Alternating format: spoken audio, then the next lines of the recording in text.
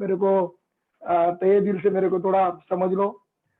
आज इस मीटिंग के पहले मैं आप शुरुआत करने से पहले मैं आपको ये पहली बात करता हूँ, जिस माता पिता ने मेरे को इस पृथ्वी पर लाया, इस जन्म दिया, पहले उनको मैं प्रणाम करना चाहता हूँ।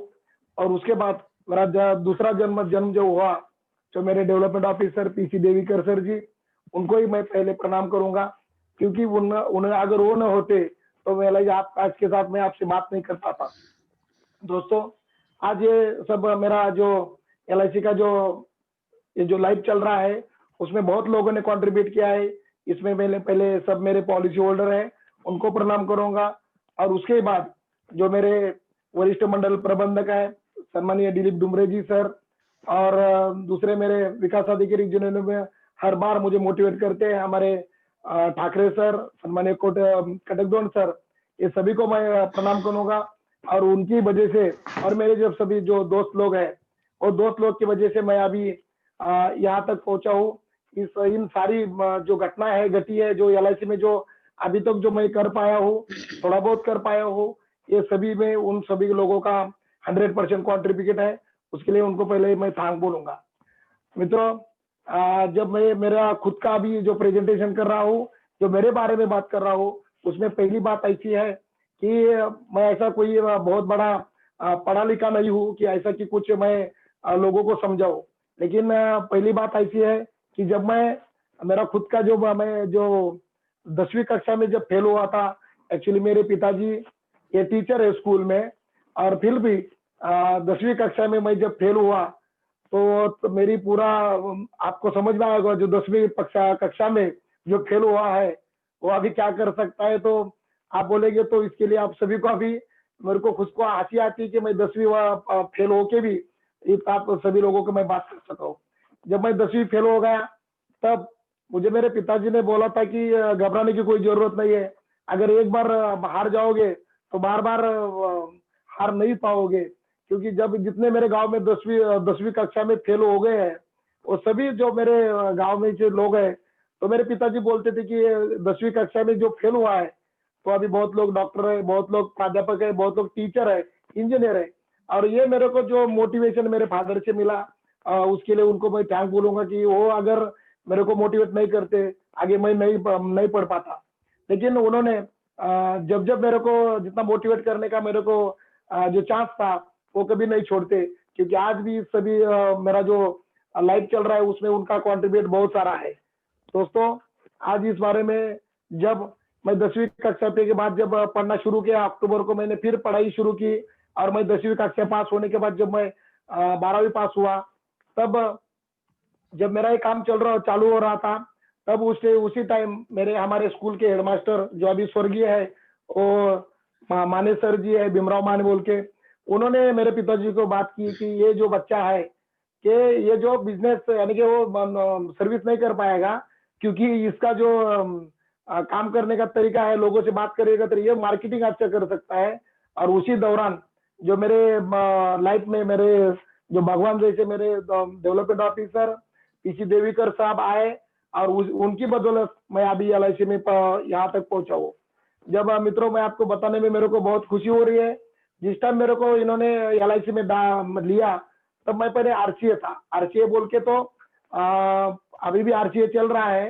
तो उस टाइम आरसीए को 75,000 रुपए का स्टाइपेंड मिलता था। लेकिन उसके लिए मेरे को पहले बार उसको एक इंटरव्यू देना पड़ता था ब्रांच मैनेजर के सामने जाके। तो उस टाइम के मेरे सबसे चहेते ब्रांच मैनेजर रामचंद्र भजनावड़े जी सर है, उन्होंने मेरे को मेरा पहला इंटरव्यू एलआईसी में लिया। तो मुझे पहला क्वेश्चन उन्होंने पूछा था कि तुम क्या करते हो। तो मैं बहुत बड़ी बात ऐसी है कि मैं घूमता रहता हूँ, ऐसा ही मैंने उनको बोल दिया। तो उन्होंने मेरा दूसरा क्वेश्चन पूछा था कि अभी तुम जो घूमते रहते हो तो गांव में के कितने लोग आदमी है। तो आपको पता होगा कि जब मैं 10वीं कक्षा में फेल हुआ, तो गांव का एक ही आदमी मेरे को ऐसा नहीं है कि जो मेरे को पहचानता नहीं है और मैं उनको पहचानता नहीं हूँ। जब उन्होंने मेरा आधा घंटा टाइम दिया था, मेरे को नाम लिखना बोला कि तुम इस पे नाम लिखो, और इतने सारे नाम मैंने आधा घंटे में 100 150 नाम लिख दिए। तो भजनावई साहब ने बोला कि अरे तू गारंटेड मेरे को अच्छा है, तो अच्छा काम कर सकता है। कि ये जो मेरे को मेरे डीओ मेरे हेडमास्टर और मेरे ब्रांच मैनेजर मेरे ऊपर जो विश्वास रखा, उसकी वजह से मैं अभी काम करना कर सकता हूँ। ये इनका जो सबसे ज्यादा मेरे लाइफ में कंट्रीब्यूट हुआ है, तो हमारे सर का है, उसके लिए उनको भी थैंक बोलूंगा। और जब मेरे को पहला टारगेट दोस्तों मिल रहा था, वो टारगेट मेरा पहला था कि 35 लाख समय एश्योर्ड का पाया था 1999 में दिसंबर में।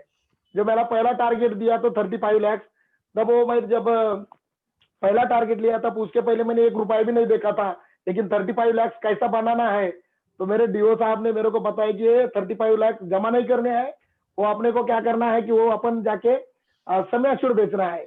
जबकि तब बीमा किरण मनी बैग जैसी एंडोमेंट पॉलिसी चल रही थी। और जब मैं घर पे आया तो बहुत रात भर देखा कि अपने को क्या काम करना है, लेकिन मेरे को डीओ साहब ने जो बोला था कि ये काम करना है, किसी को मैं जो बात करूंगा वो लोगों के सामने जाके बात करनी है। अब जब मैं जो लोगों के पास गया, जो मेरे कलीग थे, जो मेरे स्कूल के जो टीचर थे, उनके पास गया कि मेरे को ऐसा ऐसा काम कर रहा हूँ मैं, आपका सपोर्ट की जरूरत है। और आपको मुझे खुशी हो रही है बताने में कि जितना मेरे को समय छोड़ का टारगेट था 35 लाख का, वो मैंने एक ही दिन में पूरा कर दिया। कि उतनी सारी सब पॉलिसी मैंने पहले ही दिन में बना दी। हेलो, बोला बोला तुम्ही बोला। हेलो, ऑलरेडी इतनी पॉलिसी मैंने बनाई। और उसके साथ मैं जब फिर हमारे तुम्ही ब्रांच कोण मैनेजर बोलता? अच्छा ऐका ऐका ऐका नीलकंठ, अनम्यूट करा, अनम्यूट करा, तुम्हाला स्वतःला अनम्यूट करा. तुम्ही कोण बोलता? हा, 1 मिनिट, मी परत एकदा सगळ्यांना म्यूट करतो, मग तुम्ही परत अनम्यूट करा. 1 मिनिट, आवाज जरा जास्त येतोय. बाबाजी, our field our cell with in 1 minute हा.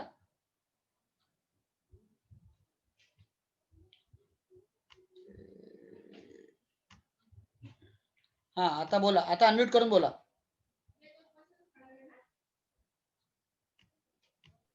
हाँ सर। हा बोला. और जब मैं पहली बार जब इतना समय एश्योर्ड बनाया, मैं फिर हमारे ब्रांच मैनेजर के पास गया था, तो उन्होंने बोला तू ऐसे ही काम करेगा, 100 पॉलिसी बेचेगा, 110 पॉलिसी जब तू बेचेगा तो मैं तुम्हें 4 व्हीलर दे दूंगा। मित्रों, मुझे बहुत उस टाइम से मेरे को याद है कि 4 व्हीलर बोल के तो अपना हर एक का सपना होता है, गाड़ी घर बंगला।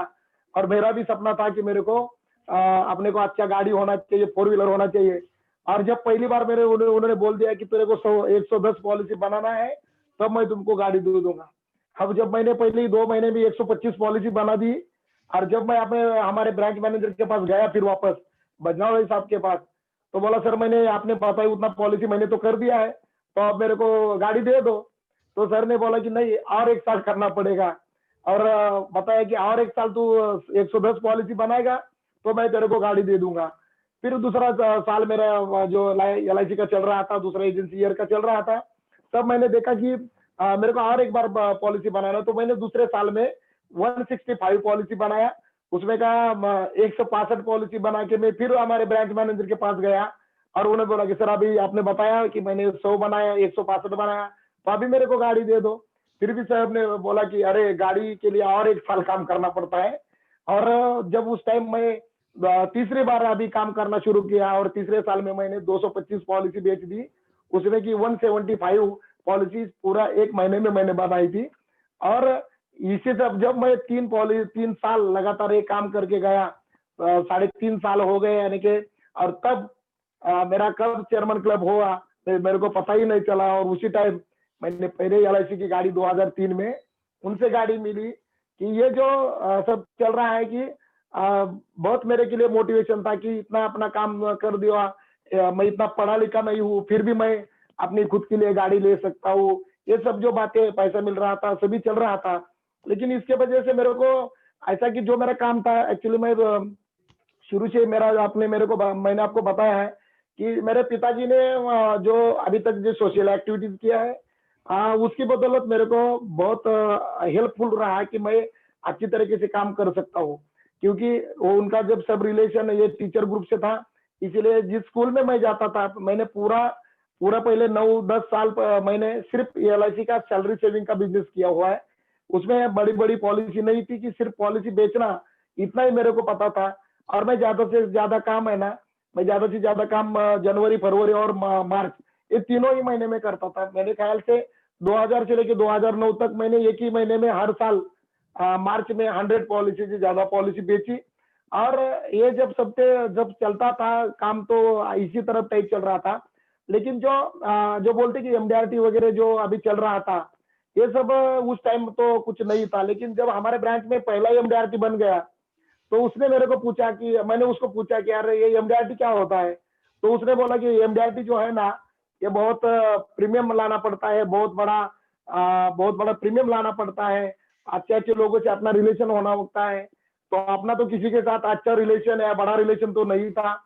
लेकिन इसीलिए मैंने वो जो 2004 5 या 6 में जो वो बात हो गई थी, उस टाइम मैंने सोचा कि नहीं, कि हम नहीं कर पाएंगे, एमडीआरटी अपना काम ही नहीं है। तो ये काम जब चल रहा था मित्रों की, ये काम करते करते जब मैं एजेंसी बढ़ा रहा था, सिर्फ हर साल चेयरमैन क्लब और नंबर ऑफ पॉलिसी जो मेरा कुछ चल रहा था, ये करते समय मेरे को जिस टाइम मेरे को लगा कि आपने को कुछ करना है, तो बहुत सारे एजेंट मित्रों को हम इकट्ठा करके एक अपना ऑर्गेनाइजेशन था कि जो एजेंट के लिए काम करते थे, उसी में मैंने जब ज्वाइन हुआ, तो उससे मेरे को बहुत सारी बातें सीखने मिली। जो हमारे पुराने जो मेरे सहयोगी थे, अभी वो दिवंगत हो गए, कि मोहन नाना उबाळे है, दूसरे अनिल सोलापुरी जी है। इन लोगों ने मेरे को बहुत इस एजेंसी में बहुत इतना सिखाया है ना, कि मैं आज जो कुछ भी हूँ, इन लोगों का बहुत बहुत कंट्रीब्यूट इसमें रहा हुआ है। अभी मैं उनको कभी भूल नहीं पाऊंगा। कि लेकिन जब बात आती है कि बहुत बड़ा बिजनेस करना है, बहुत कुछ तो बातें करनी है, अच्छा बड़ा बनना है, लेकिन बड़े बनने के लिए क्या होना चाहिए, कि उस टाइम तो मेरे को नहीं समझ पा रहा था। ये जब जो काम चल रहा था कि अगर मेरे लिए एमडीआरटी में जो अभी बात इजीली हम बात करते हैं, उस टाइम तो नहीं था। कि 2006 में तो लगभग मेरे ब्रांच में एक या दूसरा आदमी एमडीआरटी बनता था मित्रों। लेकिन हर बोलते हैं ना, अपने लाइफ में कुछ तो ऐसा अपना फ्रेंड होना चाहिए, कि जो फ्रेंड आपने के कुछ तो ऐसे इसी माहौल के इस टाइप वो रख के जाता है कि उसका जो गाइडेंस रहता है वो बहुत अच्छा होना चाहिए। क्योंकि उसके हिसाब से ही हम अपना लाइफ बढ़ सकता है। कि एक आदमी अपने जिंदगी में आता है और वो अपने को अच्छा कुछ सिखाता है, तो वही मैं मानता हूँ कि वो मैं अपना सबसे अच्छा दोस्त रहता है। क्योंकि मैं अभी जो 2009 की बात जो चल रही थी, जब एमडीआरटी की बात चल रही थी, मेरा जो पुराना साथी है गणेश राजे बोल के, जो अभी एलआईसी में काम नहीं कर रहा है, लेकिन मैं आपको सच्ची बात बताता हूँ, जो भी एमडीआरटी का मेरा ये लगातार अभी जो चल रहा है, उस दोस्त का उसमें 100% कॉन्ट्रीब्यूट है। कि अगर गणेश नहीं होता तो मैं एलआईसी में एमडीआरटी कभी नहीं बन पाता। क्योंकि मेरे अंदर जो भी कुछ है, मैं कुछ कर सकता हूँ, कि उसने मेरे को बोल दिया है। कि वो जब मेरे को मुझे याद है अक्टूबर 2009 की बात है, तो मेरे को याद है कि गणेश मेरे को एक बार बोला था कि यार तू एमडीआरटी कर सकता है, और एमडीआरटी सिर्फ एक काम है। एक मिनिट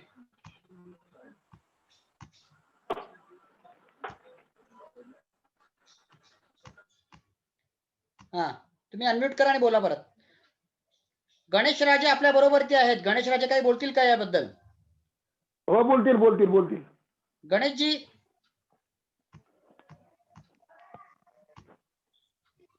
जी, आहेत का? आत्ता होते, कुठे गेले? ठीक आहे, तुम्ही कंटिन्यू करा तोपर्यंत। ओके सर, आवाज येतोय? हा, येतोय, बोला। तो उस टाइम जब अक्टूबर 2009 में जब बात चल रही थी, तब गणेश राजे ने मेरे को जो मोटिवेशन किया, कि वो मेरे को आईवी लेके वो एक मोटिवेशनल उधर जाके मैंने कन्वेंशन किया जो मुंबई में था, षणमुखा। अनम्यूट करा स्वतःला।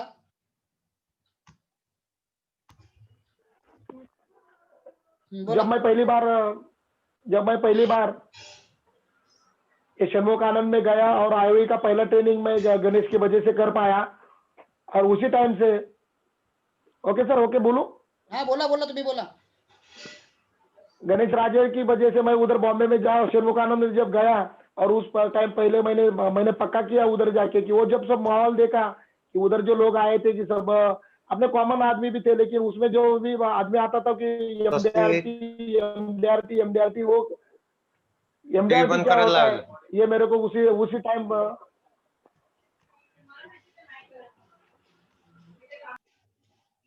बोला बोला तुम्ही बोला.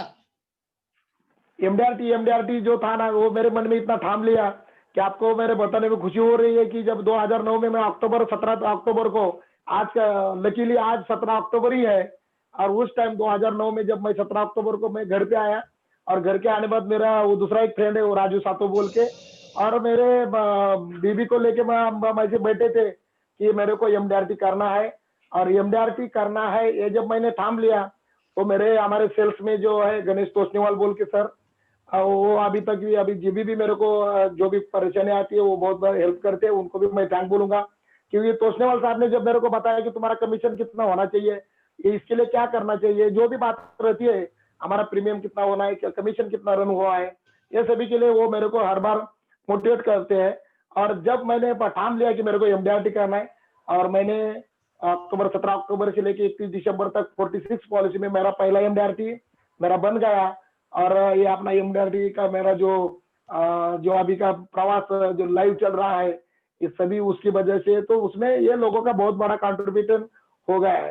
यानी कि ये बात अभी मेरे को आपको जरूर बताऊंगा कि ऐसा कुछ भी नहीं है कि कोई ज्यादा सीख लेता है, कोई सीओटी होता है, एमडीआरटी होता है या टीओटी होता है, ऐसा कुछ भी नहीं। अपना छोटा भी अपना दोस्त रहता है जिसका पॉलिसी 12 पॉलिसी हो, उसका भी कुछ तो उसके हमके वो सीख लेना चाहिए। क्योंकि हम अपने दिल में आगे ईगो डाल के बैठेंगे ना, तो हम काम नहीं कर पाएंगे। क्योंकि सबसे बड़ी बात है ऐसी कि अपना छोटे छोटे अपने जो भी दोस्त रहते हैं कि वो सब आप लोग कुछ सिखाते हैं। और उस टाइम जब मैं पहली बार एमडीआरटी हुआ, तो मेरे को उसी टाइम लग रहा कि भाई जो भी मैं काम कर रहा हूँ, ये सब छोटे छोटे जो मेरे दोस्त फ्रेंड है, उनके बदौलत में ये काम कम कर पाया। मैं आपको इस बारे में एक ही बात बताऊंगा कि कोई छोटा या मोटा नहीं रहता है, उसका जो उसके साथ से उसके हिसाब से अपने को कुछ जो मिलता है वो बहुत अच्छा मिलता है, कि वो अपने को लेना चाहिए। अगर कि क्या है अपन नहीं ले पाया, तो हम खुद को हम ऐसा महसूस नहीं करेंगे कि हम कुछ तो अलग तरीके से काम कर सकते हैं। और ये जो आप जो आज जो एमडीआरटी में जो चल रहा है, अभी एमडीआरटी मेरे को इजी लग रहा है, क्योंकि मैंने एक बार वो कर दिया है, इसीलिए मेरे को अभी एमडीआरटी सादा लग रहा है, कि छोटा लग रहा है। कि लेकिन जब भी मैं अभी बात करता हूँ कि अपने सहयोगी लोगों को साथ में कि हमें आगे बढ़ना है, क्योंकि अगर हमारे पास बड़ी नहीं रहता, हमारा दोस्त नहीं रहता है ना, तो हम कुछ नहीं कर पाएंगे, क्योंकि उनका कॉन्ट्रीब्यूट अपने लाइफ में बहुत सारा होता है। और दूसरी बात है कि एजेंट के बारे में मैं आपको जरूर बताऊंगा कि जो मैंने अभी तक जो 20 साल में जो मेरे को एक्सपीरियंस आया है, तो अपने एजेंट को खुद के ऊपर भरोसा नहीं रहता है, और जो अच्छा काम करता है उसके ऊपर वो भरोसा नहीं रखता है। क्योंकि उसके बारे में वो बोल देता है कि अगर किसी ने एमडीआरटी किया, बड़ा केस किया, तो वो बोल देता है कि कुछ तो रिबीट दिया होगा, कुछ तो ऐसा किया होगा। यानी कि क्या करते थे कि हम लोगों को कम देखते, क्या इस हिसाब से कि हम देखते हैं कि किसी की बड़ी रेखा होती है, उससे अपना बड़ा रेखा करना है, तो हम क्या कर लेते हैं, उसका जो रेखा है कम करने की सोचते हैं, लेकिन कम करना नहीं चाहिए। मैं ये सीख लिया है कि अपनी रेखा बढ़ाने के लिए आपको खुद को आपको सिद्ध करना पड़ेगा कि मैं कुछ तो अलग तरीके से काम कर सकता हूँ। ये जो बात चल रही है कि उसके हिसाब से जो भी अभी हम एक दूसरे को समझ नहीं पा रहे हैं, मैं इसीलिए बात कर रहा हूँ कि जब छोटा एजेंट हो या बड़ा एजेंट हो, हर एक एजेंट एक समान हो, एक साथ वो चलना चाहिए। क्योंकि अगर वो हाथ से हाथ मिलाकर काम कर देता है, तो बहुत अच्छा काम हो सकता है। लेकिन ये बात होती नहीं है, क्योंकि हम ऐसी बात में ज्यादा ध्यान देते हैं कि जो बात हमसे जो अच्छी बात है वो छुपा लेते हैं, और जो गलत है हम लोगों के सामने प्रेजेंट कर देते हैं। और इस बारे में मैं आपको बताऊंगा कि मैं मेरे जितने भी कलीग एजेंट है, मैं सभी को अभी तक यही बताना चाहता हूँ, बताता हूँ। क्योंकि हम एक दूसरे को समझ लेना चाहिए, क्योंकि एजेंट एक में का हम आपके दुश्मन नहीं है, कि हम जो काम कर रहे हैं, हम एक फ्रेंड की जैसे काम होना चाहिए। पॉजिटिव एनर्जी जो भी क्रॉस है तो पॉजिटिवली लेना चाहिए, कि उस हिसाब से तो काम बढ़ता है। मैं इस बारे में सभी मेरे दोस्तों को उनको बताता हूँ कि अपने को जो भी आप काम करेंगे, तो एक दूसरे को समझ के लेना चाहिए, कि ना अपना वो दुश्मन है ना वो है। इस बारे में मैं एक अच्छी बात, मेरे को जो कहावत है मैं बहुत बार सुना हूँ, कि हम सभी को रामायण पता है, ये रामायण सभी ने सुना है। तो रामायण क्या है कि रामायण में क्या बताया देता है, कि मैं वही बात इधर दोहराना चाहता हूँ, कि हम एजेंट के बारे में क्या कहते हैं, दूसरों के बारे में दूसरी प्राइवेट कंपनी हो या अपना दूसरा एजेंट हो, हम उसके बारे में क्या बात करते हैं कि वो कि यही बात होती है कि वो अच्छा पॉलिसी नहीं है, ये पॉलिसी अच्छा नहीं है, ये कंपनी अच्छी नहीं है। इस बारे में हम सब एजेंट है ना ज्यादा से ज्यादा बात करते हैं। लेकिन मित्रों मैं आपको बताना चाहता हूँ कि जैसे मैंने अभी बोला है कि ये कहावत है कि रामायण में एक कहावत है कि राम और रावण का जब ये जो युद्ध चल रहा था उसमें हम सभी को पता है कि किसका सैन्य एक्चुअली ज्यादा मारा गया है। तो मैं ऐसा मानता हूँ कि इसमें सबसे ज्यादा राम का सैन्य मारा होगा, बंदर सेना सबसे ज्यादा मारी होगी। इसका मतलब है, इसका जो कहना ऐसा है कि जब राम के जो सैन्य की जो टीम थी वो यही बात पे उनका टारगेट था कि मेरा टारगेट है जो रावण को मारना है, रावण को मारना है। और इसलिए वो उसका टारगेट तो रावण मारना था। लेकिन जो रावण के सैन्य टीम में जो थे रावण के जो राक्षसगण थे वो सभी का टारगेट क्या था कि अपने को राम को मारना है, राम को मारना है। तो मैं यही बात से आपको यही बताना चाहता हूँ, अपना LIC है ना ये राम है। ये LIC जो है कि इसका जो ब्रांडिंग इतना अच्छा है कि मुझे जरूरत नहीं कि किसी के बारे में गलत बात करनी, किसी प्राइवेट कंपनी के बारे में कुछ गलत बात होनी चाहिए।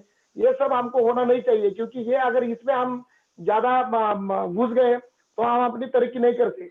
अगर एक एजेंट के बोलने ने कुछ पॉलिसी बोल दी है और उसके बारे में जब हम बोलते हैं कि यह पॉलिसी अच्छा नहीं है, तो लोगों मित्रों आपको यही बताना चाहता हूँ कि ऐसी कौन सी LIC की ऐसी एक ही पॉलिसी नहीं है कि जो गलत है। सभी LIC का जो ब्रांड है तो अपना ब्रांड है।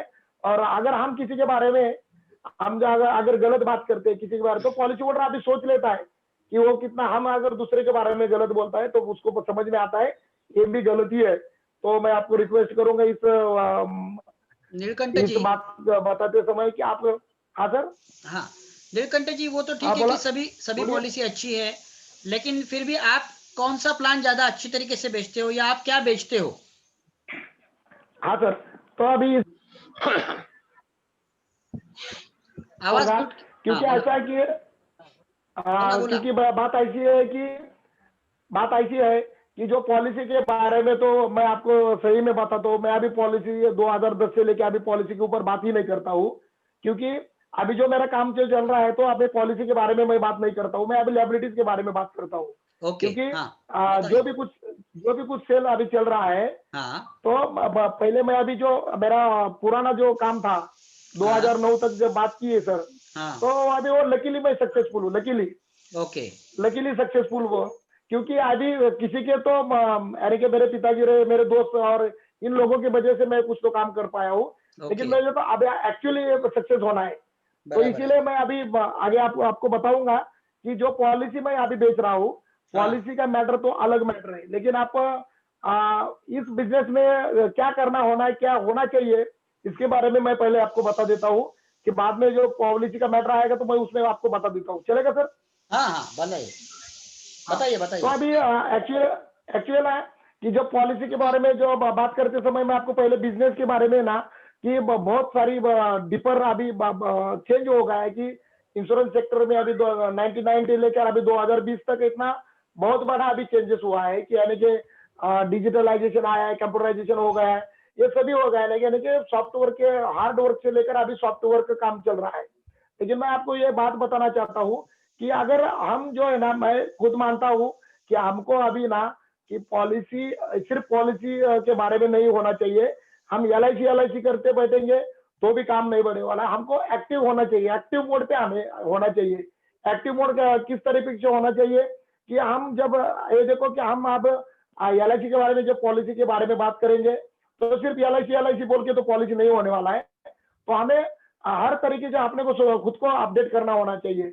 इसलिए मैं आपको बोलूंगा कि मैं जब अभी जिन लोगों ने मेरे को अभी तक गाइडेंस किया हुआ है, जो हमारे ये वो रहेंगे, डेवलपर ऑफिसर रहेंगे, मेरे फ्रेंड रहेंगे, और सब लोगों के ये कि मेरे को अभी उसमें पता चला है कि लोगों को सर्विस अच्छे देना चाहिए।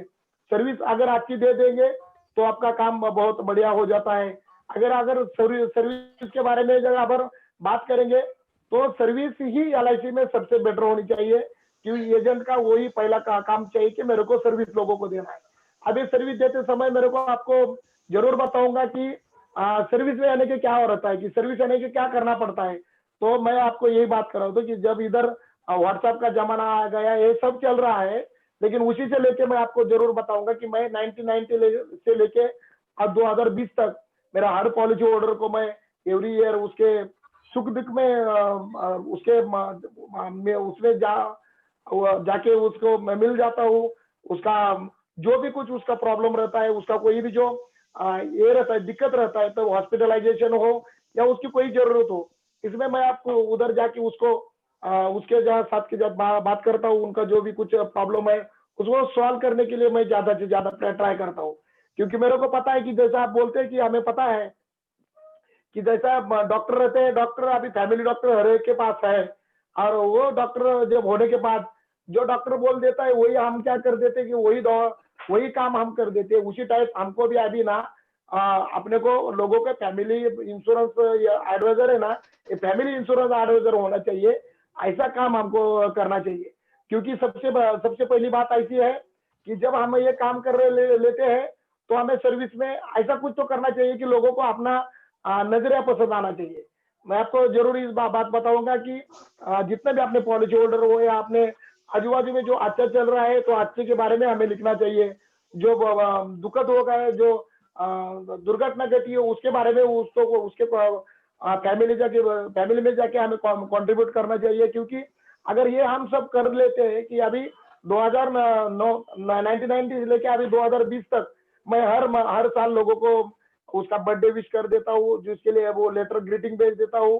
हर साल मैंने दीपावली का ग्रीटिंग भेज देता हूँ।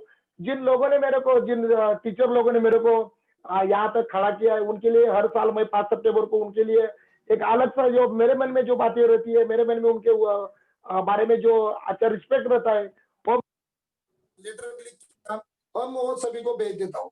इससे इससे इससे ऐसी बात हो गई है कि हम सब मैं जो काम कर रहा हूँ उसमें लोगों ने मेरे को बहुत अच्छा रिस्पेक्ट किया।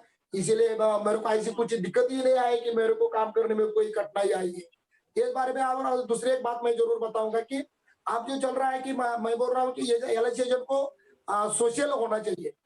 LIC एजेंट 100% सोशल रहेगा तो ही अच्छा काम हम कर सकते हैं। क्योंकि अगर हम लोगों को कुछ अच्छा दे सकते हैं तो सिर्फ पॉलिसी के बारे में बात करेंगे, पॉलिसी बारे में बात करेंगे तो हम अच्छा नहीं काम कर पाएंगे। कि हम जिस समाज में रहते हैं, हम जिस लोगों के साथ रहते हैं, उसके लिए हमारी कुछ तो जिम्मेदारी है।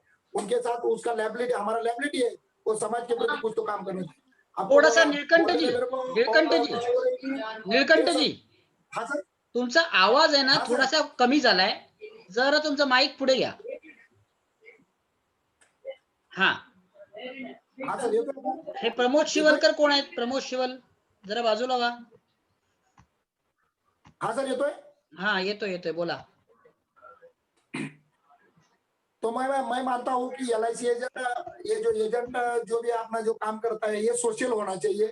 क्योंकि सोशल एंगल से हम जब काम करेंगे तो आप बोलेंगे, सब बोलेंगे कि सोशल होना है, तो सोशल में जो कुछ अपने को रिप्लेस होता है क्या? तो सोशल में जो अपने को रिप्लेस कोई नहीं होने वाला है। क्योंकि हमें लगना चाहिए कि हम जो सोशल एक्टिविटीज कर देते हैं वो सोशल एक्टिविटीज है ना, हमारी जिम्मेदारी समझ के हम करना चाहिए।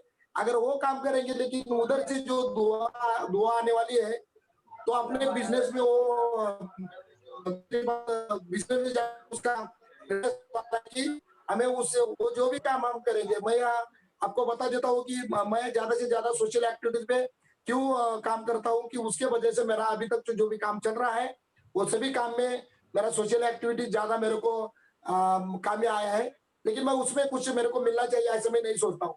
मैं आपको बता देता हूँ कि जैसे सर ने बताया था मेरे इंट्रोडक्शन में कि मैं ब्लड कैंप हर साल 1990 से लेके अभी 20 साल हो गए, हर साल मैं अपना एक ब्लड का कैंप इधर अरेंज करता हूँ। उसमें जो लगभग 2000 से भी ज्यादा ब्लड के बॉटल हमने वो ब्लड डोनेशन कैंप को दिए। मैं मानता हूँ कि जिंदगी में सबसे ज्यादा ब्लड का जो डोनेट रहता है वो सबसे बेहतरीन है कि किसी के तो जान इससे बच सकती है। लेकिन ये काम मैं इतना जब कर देता हूँ तो मुझसे खुशी ज्यादा मिलती है ना, उसमें मेरे को कुछ मिलता है। इससे ज्यादा मेरे को सुकून ज्यादा मिलता है कि मैं कुछ जो काम करता हूँ वो बहुत ज्यादा अच्छा काम मेरे को मैं कर पाता हूँ। दूसरी बात ऐसी है कि जो भी एक दूसरी बात ऐसी है कि मैं जो काम करता हूँ उसमें मेरे को लग रहा है कि मैं जो अभी मेरे बच्चे अभी दूसरे स्कूल में, प्राइवेट स्कूल में पढ़ रहे हैं, लेकिन मुझे इतना मालूम है कि ये मेरे बच्चे प्राइवेट स्कूल में क्यों पढ़ रहे हैं, उधर मैं क्यों उधर भेज रहा हूँ, तो क्योंकि मेरे को पता है कि उसको ये पैसा मेरे पास है। तो इसीलिए मैं उधर भेज रहा हूँ। लेकिन मुझे पता है कि जो अपना जेडपी का स्कूल है, जो प्राइवेट प्राइवेट के प्लेयर के साथ नहीं कंपैरिजन हो रहा है, उधर जाके लोग सेमी इंग्लिश बोल के ऐसा कुछ तो भी है ना, उसमें जो लोग जाके अपने बच्चों को डालते हैं, लेकिन गौर गरीब जो अपने पोर लोग हैं, वो अपने बच्चों को ऐसे स्कूल में नहीं देते। इसीलिए मैंने ठान लिया कि इसी के बारे में मेरे को कुछ तो अच्छा काम करना है। तो मेरे को खुशी हो रही है आपको बताने के लिए। मैं ये गांव में 10 लाख तक का चंदा इकट्ठा करके, ये जो गांव है कवे बोल के, मेरा जो पिताजी का जो नेटिव है, उधर जाके मैंने पहला काम किया। उसमें जाके मैंने उधर ये स्कूल डिजिटल बना दिया, उसमें 15 कंप्यूटर ला दिए। दूसरी बात, उधर जाके अभी 50 इंच का स्मार्ट टीवी स्कूल में लगा हुआ है, बच्चों को यूनिफॉर्म है, ग्राउंड है, खेलने के लिए बहुत सारे खिलौने हैं। ये सब जब उसका लाइब्रेरी अच्छा हमने बना दिया, तो ये जो काम है मैं वही मेरा सोशल एक्टिविटीज में उस काम से मेरे को पहचानते लोग कि मैं वो ये काम कर सकता हूँ। और उसके बाद दूसरी बात ऐसी है कि जो देश के प्रति अपना जो कुछ तो काम होना चाहिए, जैसे कि हमारे सैनिक लोग हैं, वो जो सैनिक हमारे लिए काम करते हैं, उसके बदौलत तो हम घर में अच्छी नींद हम ले सकते हैं। तो मेरा पड़ोस का मेरा एक दोस्त है, उसका भाई 2003 में कारगिल में जब शहीद हुआ था, तब लेके हम उधर उस गांव में जाके हम दोनों ने मिलके उधर उसका अच्छा स्टैचू बनाया, स्मारक बनाया है, उधर अच्छी लाइब्रेरी खोली है, उधर अच्छा जिम खोला है। यानी कि उधर 20 से 30 लाख तक का काम अभी तक हम उधर कर पाए हैं। लेकिन हर साल अभी 17 साल हो गए इस घटना को घटी हुए, उस साल से लेकर अब अभी तक हम उधर का जो हर साल 2 फरवरी को हम हुतात्मा दिन उधर जाके मनाते हैं, कि जिसमें अच्छे अच्छे जिन लोगों ने अच्छा काम किया है, अच्छे लोगों ने जो अच्छा काम किया है, उन लोगों को लेके मैं हर एक को उसको मानांकन, उसको पुरस्कार देके हम ये काम हर साल लगातार कर रहे हैं। क्योंकि ये आपको बोलने में मैं क्यों बात कर रहा हूँ आपसे, क्योंकि ये जो बात है कि हमारे एजेंट के अंदर कुछ तो सोशल एक्टिविटी होना चाहिए, कि जो एक्टिविटी हम अपने लोगों के लिए कर सकते हैं, और उसका जो कुछ तो रिप्लेस आएगा, उसका जो भी कुछ अपने को अच्छा मिलेगा, तो अपने LIC एजेंट से मिलता है। और ये जो काम चलता है कि ये करते समय अभी मेरा डेवलपमेंट ऑफिसर पोद्दार सर है क्या, और जो हमने एक इधर क्रिएटिव ग्रुप इधर खोल दिया है बारसी शाखा में। मेरे ख्याल से भारतवर्ष में पहला ऐसा ग्रुप है कि जो ग्रुप को लेके अभी उसमें डेवलपमेंट ऑफिसर है, CLI है, डायरेक्ट एजेंट है, एजेंट संगठन है और ब्रांच है। ऐसा कहीं पे देखने नहीं आता कि इतना अच्छा जल्दी हम उधर जाके माहौल हम कर सके, कि हर महीना हम एजेंट अपने एजेंट बांधों के लिए कुछ तो कर सके, अच्छे अच्छे मोटिवेट COT TOT एजेंट लाके उधर हम सभी को उधर उन लोगों को मोटिवेट किया है।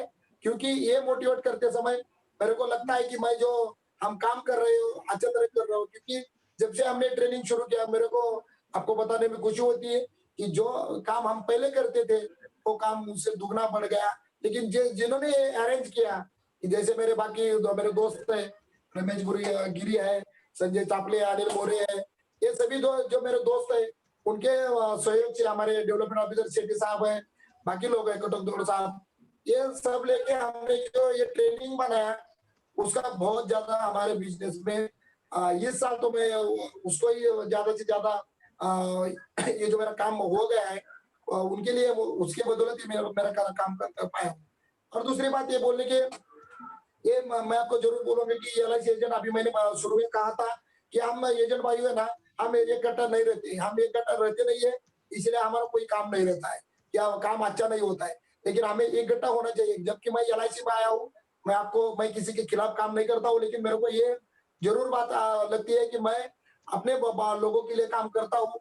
जैसे मैंने LIC में आके एजेंट एसोसिएशन ज्वाइन किया, उसमें मैं प्रेसिडेंट रहा हूँ ब्रांच का। उसके बाद मैं डिवीजन का पुणे 2 का वाइस प्रेसिडेंट बोल के काम किया। वो काम करने में मेरे को खुशी ऐसी लगती है कि मैं मेरे लोगों के लिए मैं काम कर रहा हूँ। और ये सब मैं जब काम करता हूँ, तो मेरे को अच्छा सुकून लगता है कि मैं जो भी काम करूंगा, अपने लोगों के हाथ से हाथ मिला के ये काम मैं कर रहा हूँ। दूसरी बात ऐसी है कि जब ये काम चल रहा था, मेरे को लग रहा है कि मैं अभी बोला कि मैं सोशल एक्टिविटी कुछ करूंगा, तो ये सोशल एक्टिविटी की वजह से मेरे को मेरा जो काम बढ़ गया है, उसका यही कॉन्ट्रीब्यूशन ज्यादा है। आपको बताने में खुशी होगी कि पिछले 2-3 साल में हमारा एक 40 साल से अपना एक क्रेडिट सोसाइटी चल रहा है, ये पुणे 1 और 2 के लिए है।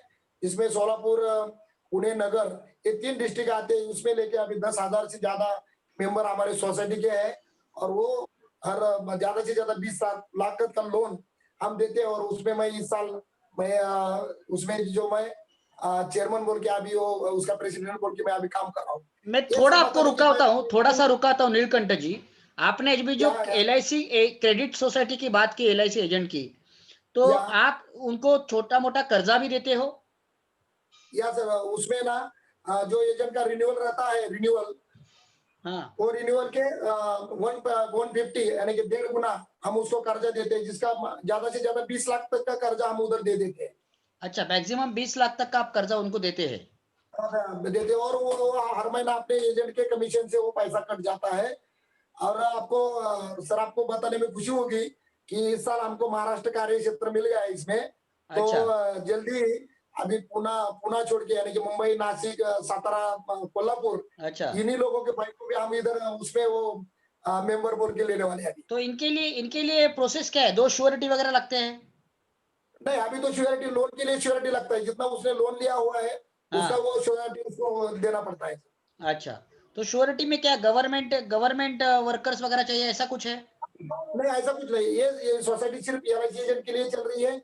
इसमें अलग किसी को ही एंट्री नहीं दी जाती, सिर्फ LIC एजेंट को दी जाती है। ओके, ओके, ठीक है। तो मतलब उसको रिपे कैसे करना है? अगर 20 लाख का आप बोलते तो बड़ा लोन है, उसको रिपे कैसे करना है? वो अभी तक तो जो चल रहा है, तो हमारे जो पुणे और पुणे 2 डिवीजन है, उसमें हम उसके जो कमीशन जो होता है, अपना जो कमीशन निकलता है हर महीना, उसमें से वो डायरेक्टली LIC डिडक्ट करके हमारे सोसाइटी को भेज देते हैं। अच्छा, मतलब LIC डायरेक्ट डिडक्ट करके आपको दे देती है? करती है, लेकिन अभी उसमें थोड़ा बहुत दिक्कत आ गई है। 40 साल से चल रहा है, लेकिन ओके, उसके लिए अभी चेयरमैन साहब के साथ हम बात कर रहे हैं अभी उसके लिए। Okay, okay, so it's very good, creditable, बहुत ही बढ़िया है, अच्छा है। Continue continue. तो अभी सर, ये जो मैंने अभी तो जो काम किया हुआ है, तो मेरे को लग रहा है कि मैं सोशल एक्टिविटी से ज्यादा काम करता हूँ। मैं इस बारे में अभी आपको ये जरूर बताऊंगा, सभी मेरे दोस्तों को जो भी मेरे को सुन रहे हैं अभी, मैं ये जरूर बात कहूंगा कि हम पॉलिसी अपने दिमाग में लेके पॉलिसी होल्डर के पास जाते हैं, दिमाग में लेके। मेरे को किसी को पॉलिसी देना है ना, हम दिमाग में लेते हैं कि इसको जाके पॉलिसी भेज देते हैं। लेकिन हम सबको पता है, जब हम घर से निकल जाते हैं और जब पॉलिसी होल्डर के घर तक पहुंचते, उसमें हमको जो भी दिक्कतें आती है, जो भी अपने को निगेटिव पॉइंट आता है, यानी कि एक ऐसा है कि मेरे को उसको जाके पॉलिसी बेचना है, वो लेगा या नहीं लेगा, इसके ऊपर बहुत सारी बातें हो रहती है। लेकिन जब मैं एक्चुअली वहां से पहुंच जाता हूँ, तब मेरा दिमाग में क्या होता है, आपको सभी को पता है कि अपना दिमाग अच्छी तरह से काम नहीं करता है। इसलिए मैंने बहुत दिन से मैं सभी लोगों को बोलता हूँ कि मेरा काम, मेरा पॉलिसी है ना, ये पॉलिसी मेरे हार्ट में, मेरे मन में रहना चाहिए। क्योंकि मेरे अगर हार्ट में कोई, मैं एक बार बता देता हूँ कि मेरे को ये काम करना है, ये मेरे को जाके पॉलिसी बनाना है, तो काम वो अच्छी तरह से होता है। मैं आपको बोलने में मेरे को खुशी होती है कि एजेंट क्या कर देता है कि अपना खुद का टारगेट है ना, पहले मैं आपको सभी को बोल देता हूँ, पॉलिसी खुद को बेचनी चाहिए। पॉलिसी खुद को बेचनी ऐसी चाहिए कि मेरा जो टारगेट है, मेरा जो अचीव मैंने जो टारगेट रखा है मेरे, कि एक पॉलिसी होल्डर है, उसके पास जाके मेरे को क्या बोलना है ये अलग बात है, लेकिन उसको कितना पॉलिसी बेचना है ये पहले मेरे को ठान लेना चाहिए कि हम नहीं ले पाते। ये मैं सोचता हूँ कि हम उसके हिसाब से जब बात करते तो वो बात गलत हो जाती है। क्योंकि मेरे को अपने को यही पहला बात ठान लेना चाहिए कि जब मैं घर से किसी के लिए पॉलिसी के लिए निकल रहा हूँ, तो उसको मैं 10 लाख का पॉलिसी दे दूंगा। अगर ये मैंने मन में आपने ठान लिया, तो मेरे को पता है अपना मन का कोई काम फेल नहीं होता है। दिमाग, एक बार दिमाग का काम फेल हो सकता है, लेकिन अपना जो मन में रखी हुई बातें फेल नहीं होती। सर, मैं आपकी इस बारे में और एक बात कहूंगा कि जो हमने दिल से बात जो भी करते हैं, हम वो बात अच्छी तरह से हम कंडक्ट कर सकते हैं, लोगों के साथ जाके बात कर सकते हैं। मैंने बोला कि अपने को, एजेंट को ज्यादा से ज्यादा लोगों को अपना रिलेशन बिल्टअप होना चाहिए। रिलेशन बिल्टअप यानी कि जैसा जो एक बार जैसे बोल दिया कि डॉक्टर जैसे बोलेगा वैसे ही वो सुनता है, उसी टाइप LIC एजेंट जिस टाइप से बात करेगा, जो भी बात होगी वो लोगों ने सुनना चाहिए। अभी जो मेरा भी जो भी पॉलिसी होल्डर अभी है, सब मेरे जो रिस्पेक्टेड पॉलिसी होल्डर है, उसके साथ मैंने यही रिलेशन बिल्टअप किया है। इसीलिए बाकी लोगों से मेरे को काम करने में कठिनाई बहुत कम आती है। और वो काम है ना, जो काम हम दिल से लेकर करते हैं तो काम वो अच्छा हो सकता है। दूसरी बात ऐसे कि हम अभी पॉलिसी के बारे में अभी आप सर बताया था कि आप कैसे पॉलिसी, कौन सी पॉलिसी, तो सर आपको मैं बताऊंगा कि मैं पॉलिसी के बारे में बात ही नहीं करता हूँ, क्योंकि ये पिछले 99 से लेकर 2009 तक मैंने देखा है, जो भी किसी के पास हम जाते हैं पॉलिसी के लिए, पॉलिसी सेल आउट के लिए जाते हैं, तो पहला काम में हम क्या कर देते हैं कि आप एग्जाम्पल के रूप में हम जो बताते हैं कि एग्जाम्पल क्या देते हैं कि अगर मरना तो किसी को अच्छा नहीं लगता है, लेकिन हम क्या कर देते हैं, पॉलिसी होल्डर के घर पे जाते हैं और उनको बात करते हैं कि अगर मुझे 1 लाख का मैंने इंश्योरेंस ले लिया, अगर मेरा कुछ हो जाता है तो मेरे बीवी को इतना पैसा मिलता है। ये बात सबसे बहुत गलत बात है, क्योंकि मैंने एक्सपीरियंस लिया हुआ है। अगर तुमने इंश्योरेंस लिया हुआ है, तुम्हारा कुछ हो जाता है तो तुम्हारे वाइफ को पैसा मिलता है, यानी कि पॉलिसी होल्डर को कोई दिक्कत ही नहीं है कि वो बोलता है कि तू मरेगा तेरे फैमिली को पैसा मिलेगा। लेकिन जब आपने बहुत सारे लोगों से, मेरे दोस्तों से जब बात हुई, तो हम ठान लेते हैं कि हम अभी बताना चाहते हैं कि अगर आपने इंश्योरेंस नहीं लिया, इतना इंश्योरेंस ले लिया, तो समझे आपको कुछ हो जाता है तो आपके बीवी को इतना पैसा मिलेगा।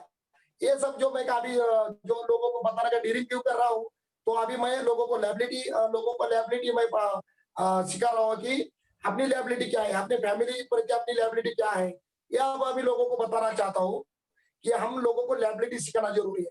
सर ने बोला है कि मैं कौन सी पॉलिसी पे, मैं पॉलिसी के ऊपर बात ही नहीं करता हूँ, क्योंकि अभी मेरे को उसमें इंटरेस्ट नहीं है, क्योंकि मेरा काम क्या है, लोगों को जाके बताना है कि उसको उसकी जिम्मेदारी समझानी है, उधर जाके उसको बताना है कि मेरे को ये काम जो मैं कर रहा हूँ, ये काम आपके फैमिली के लिए कर रहा हूँ, और ना कि मैं इसमें जब अभी बोल दिया तो सर ने कि जहां तक रिबीट की बात आती है, तो मैं आपको जरूर बोल देता हूँ, जब 2009 से 9 तक लेके जो सैलरी सेविंग में मैंने जो काम किया है, तो उसमें हम दो इंस्टॉलमेंट उसमें दे देते और वो काम हम कर देते।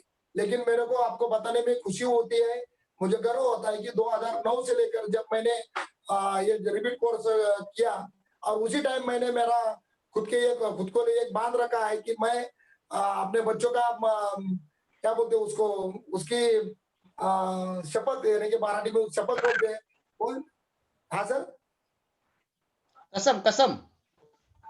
हाँ कसम, वो कसम लेके मैं अपने बच्चे की मैंने ठान लिया कि मैं 1 रुपया रिबीट नहीं करूंगा, मैं किसी को रिबीट नहीं देता हूँ, और रिबीट न देके ही मैंने अभी तो मेरा काम बढ़ा हुआ है। मैं अच्छे तरीके से काम क्यों कर पा रहा हूँ, इसका सबसे बढ़िया कारण है कि मैं 2 इंस्टॉल नहीं, एक इंस्टॉलमेंट भी दे देता है, LIC दे देता है ना, मैं गारंटी के साथ कह देता हूँ, वो कभी अच्छी गाड़ी में नहीं घूमेगा, अच्छी उसको बंगलो नहीं मिलेगा, क्योंकि ये जो सब चल रहा है कि अपना पैसा हम लोगों को ही दे देते हैं। अपना जो जो काम किया हुआ है, आपने जो अच्छा जो कुछ करा है काम, जो हमारे फैमिली का एक्चुअली उसके ऊपर ज्यादा हक है, वो हम लोगों को देके आते हैं। और यही सब काम जो 10-12 पॉलिसी बनाने वाले जो एजेंट रहते हैं ना, वो लोगों ये ऐसे काम कर देते हैं, इसीलिए अच्छे काम करने वाले एजेंट को भी बहुत दिक्कत आती है। लेकिन दिक्कत तो आने वाली है, ये तो काम अभी ये चलने वाला है, क्योंकि जब हम बात करते हैं कि ये सब जब रिपीट हो या कोई भी दिक्कत हो, क्या ऐसा कुछ नहीं, अभी जो बहुत लोग जो सुन रहे हैं, मैं उनको बताना चाहता हूँ कि जिस टाइम ज्यादा दिक्कतें आती है, जिस टाइम प्रॉब्लम क्रिएट होता है, यानी कि सूखा रहता है, अभी तो कि कोरोना जैसा बहुत भारी, अभी सब वही डर लेके अभी मन में बैठे हुए हैं कि अगर कोरोना होए तो क्या होता है। लेकिन मैं आपको गारंटी के साथ कहता हूँ, जितनी दिक्कतें जब आती है ना, उसमें काम ज्यादा होता है।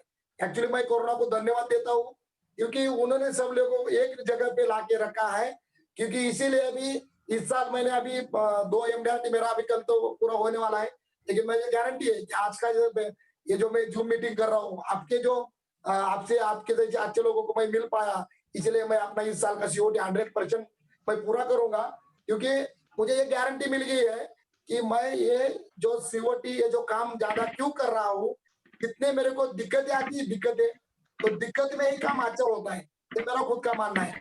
जब मैंने 2009 में आपको सर मैंने बताया, जो डी स्वरूप का कमेटी आया था, तब उन्होंने बोला था कि रिन्यूअल LIC एजेंट का रिन्यूअल कमीशन बंद होने वाला है, तो आपको मैं खुशी होती है मेरे को बताने में मेरा उस टाइम का जो काम है तो सबसे ज्यादा वो काम मैं कर पाया, क्योंकि उस टाइम डी स्वरूप का अगले साल से वो रिन्यूअल बंद होने का था, लेकिन बहुत लोगों ने काम करना बंद कर दिया क्योंकि रिन्यूअल बंद हो रहा है। लेकिन उस टाइम मैंने सोचा कि ज्यादा काम कब करूंगा, अगले साल से लेके मेरे को उधर जाके मेरा रिन्यूअल बंद होना है, तो अभी मैं क्यों बंद करूं।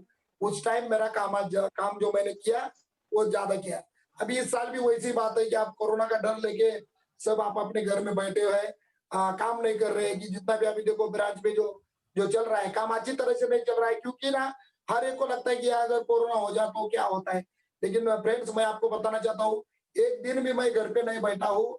कोरोना लॉकडाउन के 2 महीने छोड़ के उसमें भी मैंने ज्यादा से ज्यादा अपनी खेती में जाके काम कर दिया। कि अपने को एक्टिव मोड पे रहना चाहिए। अगर हम एक्टिव रहेंगे तो ही हम कुछ कर पाएंगे। अगर एक्टिव नहीं रहते तो हम काम नहीं अच्छी तरह से काम नहीं करते, क्योंकि हमें कुछ तो हमारा काम में कुछ तो अपने को ऐसा कुछ तो टारगेट होना चाहिए कि हम कहाँ भी जाए, कौन सी भी कठिन परिस्थिति आए, लेकिन हम अपना उद्देश्य हमारे टारगेट से हमें डिस्टर्ब नहीं होना चाहिए, तब लेके एमडीआरटी होता है। मेरे को पता है कि हम सबको ब्रांच में नंबर ऑफ पॉलिसी में आना कोई ज्यादा बड़ी बात नहीं है, लेकिन एमडीआरटी होना बहुत बड़ी बात है। क्योंकि हम ये मल्टीपाई पॉलिसी करके ये करके वो करके हम ब्रांच में तो नंबर 1 आ सकते हैं, लेकिन अपने को नंबर 1 बनना है तो अपने को एमडीआरटी ही बनना है। क्योंकि एमडीआरटी ऐसी चीज है कि ये एमडीआरटी अगर एक बार हो गया तो अपना पूरा चलन ही बदल जाता है। अपना टारगेट अपना जो लोगों के साथ बर्ताव आता है उसमें बहुत सारी चेंजेस आती है। कि मेरे को पता है जब एमडीआरटी मैं बन पाऊंगा तो मेरे को लगता है कि मैं लोगों को अच्छी बात कर सकूं, क्योंकि सब ये जो चलता है दुनिया चलती है पैसे पे चलती है, पैसे के बिना तो नहीं चलती है। लेकिन अगर मेरे खिसे मेरे पॉकेट में पैसा ही नहीं आएगा तो मैं काम नहीं कर पाऊंगा, मैं लोगों को खुशी नहीं दे सकूंगा, मैं खुद को कुछ नहीं रोकूंगा और मेरे फैमिली को भी मैं कुछ नहीं रोकूंगा। ये जब मेरे समझ में आया तो मैं उसके ऊपर ज्यादा से ज्यादा काम कर रहा। मैं एमडीआरटी के बारे में सर इतना ही बोलूंगा दोस्तों, आप सभी को एमडीआरटी करना है, क्योंकि एमडीआरटी ना पैसों के लिए हमें करना है। हमें एमडीआरटी जो करना है एमडीआरटी अपने कुछ तो इमोशनल के लिए करना है। कि आपको मैंने सर को बोल दिया था उस दिन, हमको उस डिस्कस में मैंने बताया था कि मैंने एमडीआरटी ना मैं इमोशनल एमडीआरटी कर रहा हूँ। इमोशनल बोल के क्यों, कि इमोशनल जो भी है ना, इमोशनल जो भी बात रहती है वो अपने हार्ट से आती है, अपने मन से आती है। और मैंने आपको बोला कि मैं एमडीआरटी पैसों के लिए नहीं किया, मैंने एमडीआरटी मेरे इमोशनल के लिए कर रहा हूँ। क्योंकि जिसमें मैंने बताया 2009 में मेरा पहला एमडीआरटी हुआ था, तब मैंने उसका जो भी कुछ मेरे को कमीशन मिल रहा था, मेरे फादर की 61 एनिवर्सरी थी, उसको मैंने पहला जायलू गाड़ी गिफ्ट कर दी। अरे सागर, हेलो, तुम्ही बोला। जब मैं वो 61 उनकी एनिवर्सरी थी तो मेरा पहला पूरा कमीशन मैंने उनको गाड़ी गिफ्ट दे दी, जायलो गाड़ी। तो मेरे को लग रहा है कि हर साल मैं ऐसा कुछ इमोशनल लेके काम करता हूँ कि जिससे मेरा एमडीआरटी बनता है। अगर मेरे को मेरे बीवी को बंगलो चाहिए तो मैं बंगलो के लिए काम किया, मेरे बच्चों के लिए कुछ तो अच्छा गाड़ी चाहिए उसके लिए काम किया। और ये सब काम करते करते मेरे को ऐसा लगा, मेरे को ये बताना है कि अपना लाइफस्टाइल अच्छा होना चाहिए। हम जो लोगों से अच्छी बात करनी चाहिए, लोगों के बारे में हम अच्छे सोचने चाहिए, और ये लेके अपना कुछ तो स्टेटस होना चाहिए। आपको बताने में मेरे को खुशी होती है, जिस गाड़ी के लिए मैंने मेरे जिंदगी में पहले 3-4 साल डाल दिए कि जब क्लब मेंबर बनूंगा तभी मैं गाड़ी लूंगा, तभी मेरे को गाड़ी मिलती है। तो मेरे को सबको बताना चाहता हूँ कि गाड़ी जो है तो अपने ऐसे अपनी शौक होना चाहिए कि मैं गाड़ी से कभी नहीं उतरूंगा। आपको इसलिए एक बार जरूर करूंगा, 7/7/2007 से लेके अभी तक मैंने 8 गाड़ी अभी तक मेरे पास होके गई है। और ना कि मैं गाड़ी के बगैर घूमता हूँ, ना गाड़ी के बगैर कुछ काम करता हूँ। ये क्यों करता हूँ, उसके लिए मेरा कुछ तो स्टेटस है कि लोगों को लगता है कि अगर ये गाड़ी में नहीं आएगा ना तो क्या हो गया। तो ये अपना स्टेटस है ना, एलआईसी एजेंट का स्टेटस है ना, एलआईसी का स्टेटस खुद बढ़ाना चाहिए। हम अपने को खुद को बड़ा नहीं समझते, अगर हम खुद को बड़ा समझेंगे तभी लोगों को हम रिस्पेक्ट करेंगे। क्योंकि क्या है ना कि हम लोगों के बारे में अच्छा सोचते हैं लेकिन खुद के बारे में कभी ऐसा नहीं समझते कि मैं बहुत ही अच्छा एजेंट हूँ, मैं अच्छा काम करता हूँ। ये सब जो भी बातें हैं कि ये काम करते समय अपने में होनी चाहिए। क्योंकि एलआईसी एजेंट जब अभी काम करता है तो हमें भीख मांगे पॉलिसी नहीं होनी चाहिए, हमको ऐसा पॉलिसी होना चाहिए, हमें रिस्पेक्ट करना चाहिए। और लोगों जिस फैमिली में मैंने जो पॉलिसी दी हुई है उसके भी जो जब क्लेम हो जाता है उसका जो मैच्योरिटी हो रहता है केस भी आता है, वो भी मेरे को रिस्पेक्ट देना चाहिए। इसलिए हमको क्या काम करना चाहिए, तो जिसको भी हम पॉलिसी बेचेंगे, जो भी जिस लोगों को हम पॉलिसी बेचते हैं, तो वो पॉलिसी ऐसी होनी चाहिए कि उस फैमिली की लायबिलिटी हम पूरे कर सकते हैं। अगर एक बार हम उस फैमिली की लायबिलिटी पूरी करते हैं, तो मैं गारंटी के साथ कहता हूँ कि दूसरा एजेंट उधर जाएगा ही नहीं। क्योंकि हम छोटी-छोटी पॉलिसी आप बेचेंगे, तो उसमें क्या होता है कि हम पॉलिसी छोटी बेचती है और आपका उसको सर्विस नहीं मिलता, तो दूसरा एजेंट पकड़ जाता है। पॉलिसी ऐसी दे दो कि एक बार पॉलिसी दे दी, तो उस फैमिली को दूसरा एजेंट ढूंढने की जरूरत नहीं पड़े। उसको सर्विस इतनी अच्छी दो कि उसको दूसरा एजेंट ये नहीं होना चाहिए। उसके बिल्टअप इतना रिलेशन बिल्टअप करो कि उससे अपने को खुद को वो अपने को रिस्पेक्ट करे। मैंने सर को बोल दिया था कि रिपीट के बारे में उस दिन मैंने बात की थी कि अभी जो 2009 से लेकर अभी 2020 तक मेरे सबसे बड़े क्लाइंट है कि जिनके बदौलत सर ने बताया था कि उनका प्रीमियम 1 करोड़ है, मैंने नॉन सिंगल में लिया है। तो वो जो पॉलिसी उनको बेची कि उस टाइम मेरे को पता है पहली पॉलिसी 2 करोड़ की उनको ले ली थी मैंने। तब अपने एक ब्रांच मैनेजर और एक एजेंट, वो दोनों उस टाइम में वो मीटिंग हो रहा था, उसमें वो सीए थे, अपने एलआईसी एजेंट सीए थे, और अब उनके साथ अपने ब्रांच मैनेजर आए थे मैडम। तो उन्होंने कि 50% तक का रिपीट उनको अभी ये किया था कि आप 50% हम उसको दे देंगे, तो आप पॉलिसी हमारे पास के करवा दो। लेकिन मेरा जो पार्टी है, वो मेरे को इतना इतना मेरे को उनको रिस्पेक्ट है मेरे बारे में, और मैं उनके बारे में इतना अच्छा रिस्पेक्ट करता हूँ, क्योंकि उन्होंने उसी टाइम बोल दिया कि मेरे को पॉलिसी ऐसे गलत काम जो करते हैं एजेंट कि रिपीट देते हैं, उनको पॉलिसी नहीं देनी है। मेरे को मेरी ये पॉलिसी किसको जाएगी, जो कुछ तो अलग तरीके से काम करेगा, नया काम करेगा, उसके लिए होना चाहिए। तो आपको मेरे को बताने में गर्व होता है कि जो पार्टी को 15 लाख से 50%, 75 लाख 50 लाख रुपीज जो एजेंट दे रहा था, उसको उन्हें पॉलिसी नहीं दिया, मेरे को पॉलिसी दिया। मेरे को लग रहा है कि चलो अपन भी कुछ तो अलग से ढंग से कुछ करेंगे। तो मैंने उसको उनके लिए एक मोबाइल खरीदा था, एक 90,000 से 1 लाख तक उसका प्राइस था उस टाइम। तो मैंने वो ब्लैकबेरी का जो था मोबाइल, मैं सर को उधर गिफ्ट देने के लिए गया था मेरे पार्टी के पास। तो जब मैं उनके पास गया और ये मोबाइल उनको गिफ्ट दिया, तो सर वो मेरे को बहुत डांटा कि उन्होंने मेरे को बताया कि यार ये पॉलिसी मैंने मेरे फैमिली के लिए ली है, ना कि तेरे एक मोबाइल, ना तुम्हारा प्रीमियम लेके मेरे फैमिली सिक्योर नहीं होने वाली, मेरे लिए पॉलिसी भी है। आगे से ऐसी कोई बात नहीं होनी चाहिए मुझसे कि जिससे तू मेरा रिस्पेक्ट खोए और मैं तुमको छोड़ दूं। ऐसा कोई काम इसके बाद नहीं होना चाहिए।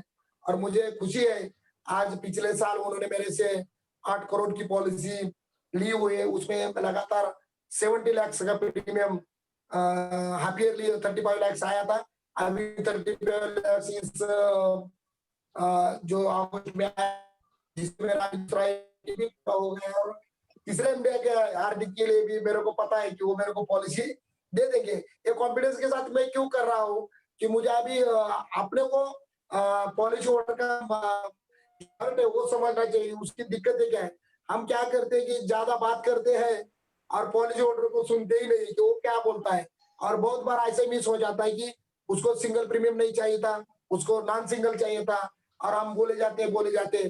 तो ये होना नहीं चाहिए। इसीलिए अपने को अपने कस्टमर के ऊपर है ना बहुत ट्रस्ट होना चाहिए, उनको सुनना चाहिए, उनको हंसी मजाक लेके मैं जब काम करता हूँ तो बहुत सारे जो भी मेरे पॉलिसी होल्डर है, आपको जब उनके साथ का मेरा जो बर्ताव था एक फ्रेंड जैसा रहता है। बहुत सारे स्कूल में मैं जाता हूँ तो ऐसा कुछ भी नहीं रहता उसके वो और मेरे बीच में रिलेशन फ्रेंडशिप का रहता है। और ये सब करके मैं अभी तक जो पॉलिसी के जो काम कर रहा हूँ उसमें ज्यादा कॉन्ट्रीब्यूट यही है कि मैंने अभी मेरे को चेंज कर दिया है ना, मेरे को नीलकंठ जी, गुस्सा आता है। नीलकंठ जी, हाँ सर।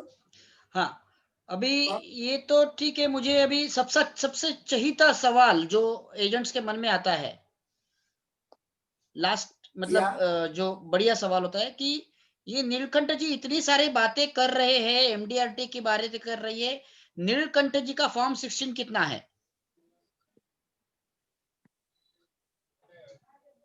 सर आवाज नहीं आ रही। नीलकंठ जी का फॉर्म हेलो 16 कितना है? अभी सर अभी मेरे वाइफ और मेरे दोनों का मिला के 32 लाख इस साल का है, 32 लाख। 32 लाख, 32 लाख, 32 लाख। या sir. Very good, very good. तो लगभग लगभग 2.5 लाख के आसपास का आपका इनकम है पर मंथ का।